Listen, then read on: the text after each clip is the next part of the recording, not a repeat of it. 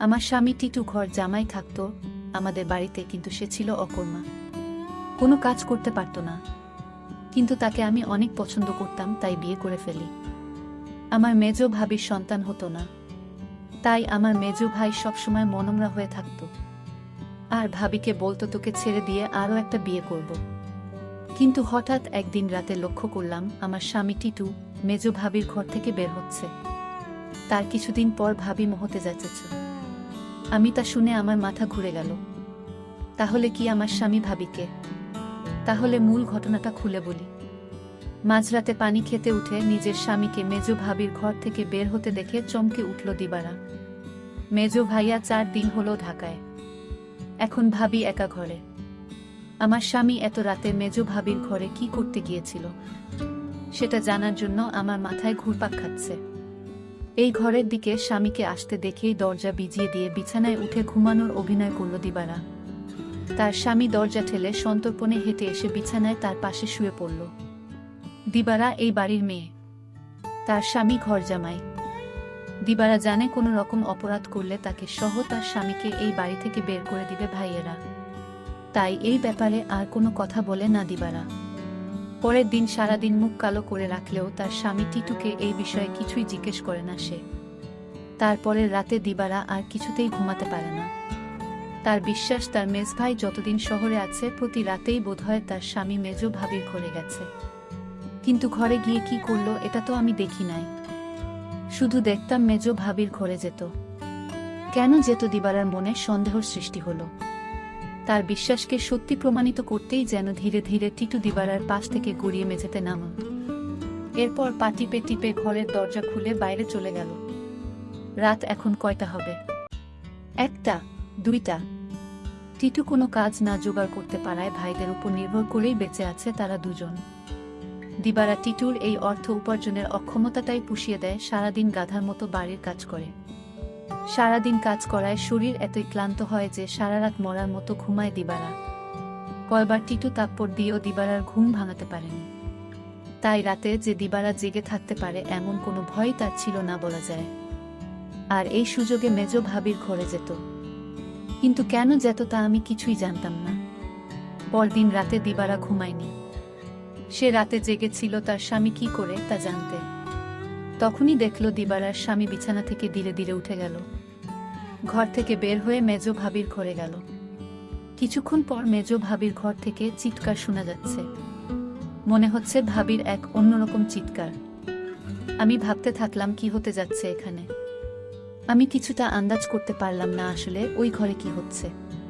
টিটু চলে যেতেই বালিশে মুখ গুজে ফুপিয়ে কেঁদে উঠল দিবারা। সে তার স্বামীকে কত ভালোবাসে। সে কিনা করে সারাদিন তার জন্য, আর সে কিনা তার সাথে বিশ্বাসঘাতকতা করতে পারে। দিবারা ভাবল ওই ভাবির ঘরে কেন আমার স্বামী টিটু যায়, এটা আমার যে করে হোক জানতে হবে। পরের 2 রাত অনেক চেষ্টা করেও জেগে থাকতে পারল না দিবারা। সারাদিনের কাজের ধকলে এতই ক্লান্ত থাকত যে মাঝরাত পর্যন্ত বিছানায় শুয়ে জেগে থাকা তার পক্ষে অসম্ভব ছিল। তারপরে যখন মেজ ভাই চলে এলো তখন থেকে দিবারা কিছুটা নিশ্চিন্ত হলো। তারও কয়েকদিন পর এক রাতে গভীর ঘুমে ঘুমিয়ে রয়েছে দিবারা। অনেক ধাক্কাধাক্কি করে তাকে উঠালো তার স্বামী টিটু। ঘুম জড়ানো ক্লান্ত কণ্ঠে দিবারা বলল, কি হয়েছে? এত রাইতে ডাকেন কেন? লাইটটা একটু জ্বালাও তো। সারাদিন কাম কইরা কুল পাই না। উনি আছেন তার চিন্তায়, এখন ঘুমান। এই বাড়ির সবচেয়ে অবস্থাপন্ন বলা যায় মেজু ভাই শহীদকে। তার স্ত্রীও অবস্থাসম্পন্ন ঘরের মেয়ে। শহীদ মিয়ার বড় চালের আড়তের ব্যবসা। গ্রামের দিকে হলেও শহীদের ঘরটা দেখার মতো। ইট সিমেন্টের দেয়াল আর টিনের দোচালা। তার ডান পাশে 2টো ইটের তৈরি ছাপড়া ঘরে থাকে ছোট ভাই বাদল আর বড় ভাই জলিল। তাদের 2টো ঘরের মুখোমুখি উঠান পেরিয়ে একটা টিন আর বাঁশের তৈরি ঘর। এখানেই দিবারা আর টিটুর সংসার। দিবারা খুব চিকন আর কালো হওয়াতে বাবা মায়ের মৃত্যুর পর 3 ভাই অনেক খুঁজেও কোনো পাত্র পায় না।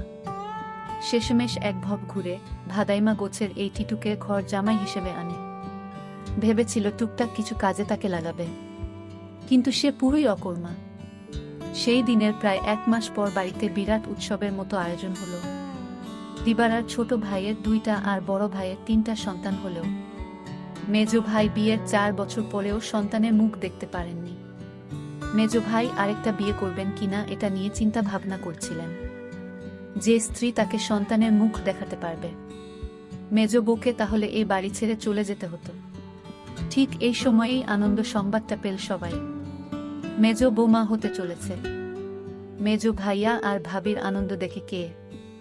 এই উপলক্ষেই এই উৎসব আয়োজন।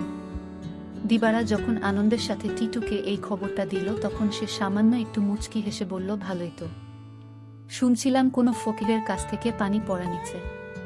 ফকিরটা কামেল। সেও কি যাবে নাকি সেই ফকিরের কাছে? কোথায় থাকে সে? যেখানেই থাকুক, তুমি যাবে কি না সেটা বলো। দিবারা বলল, আমার দরকার নাই। আমি সবই বুঝি। তুমি ভাবিরে ফকিরের কাছ থেকে পানি পড়া এনে দাও, এটা তোমার বানানো কথা। এটা আমি বিশ্বাস করি না। দিবারা আরো বলল, আমি একদিন তোমার এই রহস্য খুঁজে বের করব। আর যেদিন তুমি ধরা পড়বে সেদিন বুঝতে পারবে তোমার কি অবস্থা হয়। টিটু তখন বলেছিল, তুমি আমারে বিশ্বাস করো না। দিবারা বলল, করি, কিন্তু তুমি তোমার প্রতি আমার বিশ্বাস দিন দিন উঠে যাচ্ছে।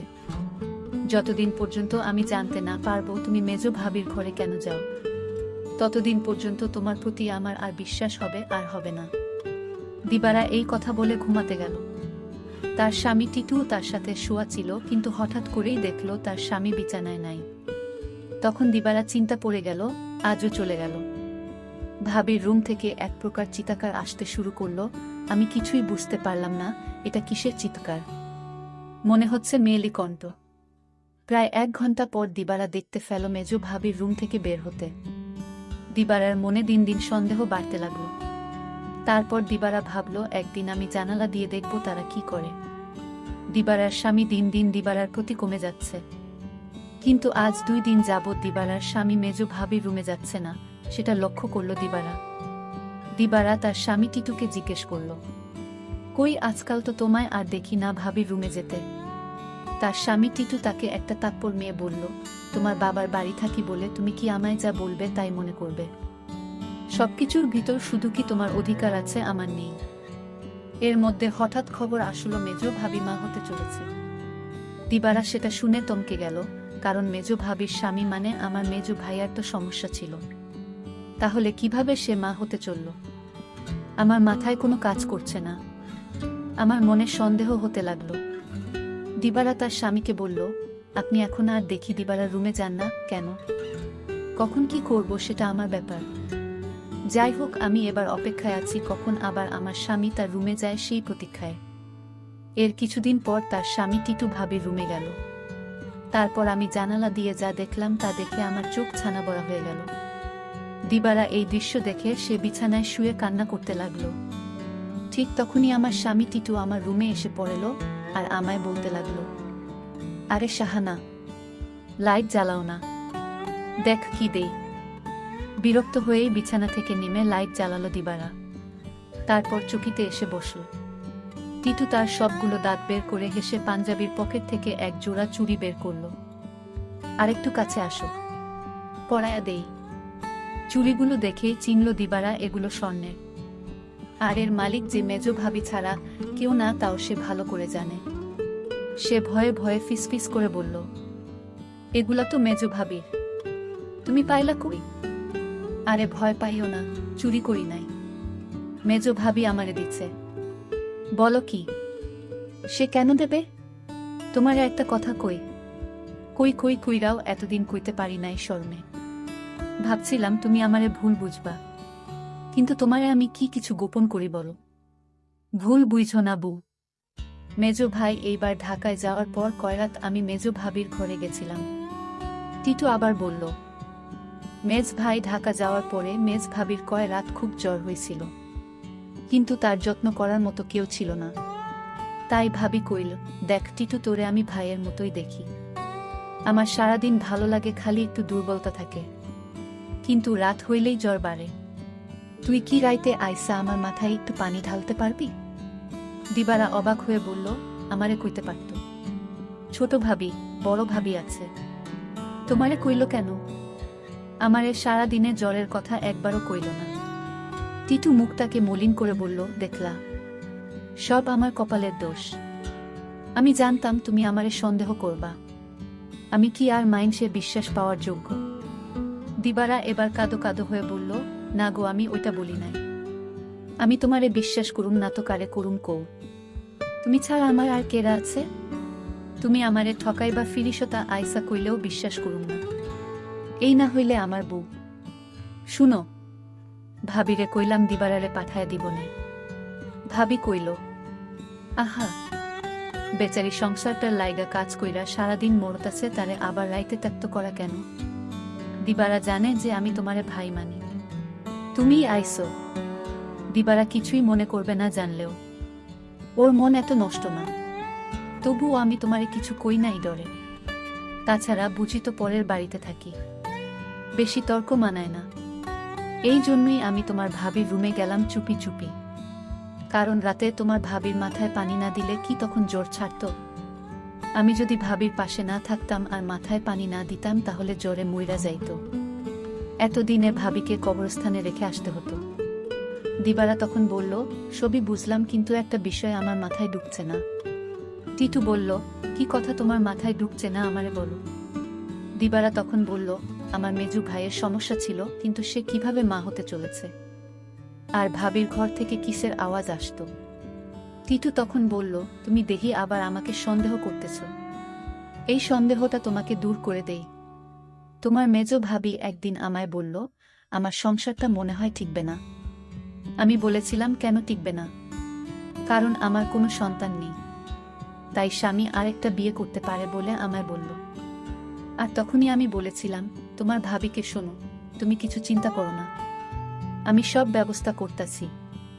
আমি তখন এক ফকির বাবার কাছে গেলাম, ভাবির সমস্যাগুলো খুলে বললাম। ফকির বাবা বলল, আমি তোমায় এক গ্লাস পানি পড়া দিব, সেটা 2-3 ফুটা করে সপ্তাহখানে খেতে হবে। তাও নিজ হাতে খেলে হবে না, তার স্বামী তাকে কাওয়াই দিতে হবে। তখন তো বড় ভাই বাড়িতে ছিল না।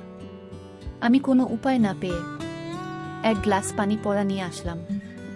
আর এই ফকির বাবার পানি পড়া খেয়ে আল্লাহর রহমতে সে সন্তান লাভ করেছে, বুঝলে এবার দিবারা। আর তোমার ভাবির ঘর থেকে যে শব্দ আসতো সেটা ছিল এলইডির শব্দ। তুমি তো শুধু শুধু আমায় সন্দেহ করতে। দিবারার চোখ ভিজে উঠে। আহা, তার এই স্বামীকে আর ভাবিকেই নাকি সে ভুল বুঝেছে। কি বাজে চিন্তাই না করেছে সেই রাতে তার স্বামীকে ভাবির ঘর থেকে বের হতে দেখে। সে সিদ্ধান্ত নেয় তার সহজ সরল এই স্বামীকে আর কোনোদিন সন্দেহ করবে না সে।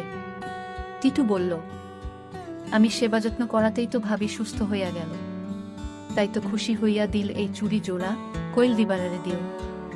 তবে দিনের বেলা এটা পইর না সাহানা, বুঝি তো পরের ঘরে থাকি, 5 লোকে 5 কথা কইব। দিবারা তখন কেঁদে কেঁদে বলল, আমি তোমাকে অনেক কষ্ট দিয়েছি, তোমাকে অযথা সন্দেহ করেছি, আসলে তুমি নিষ্পাপ।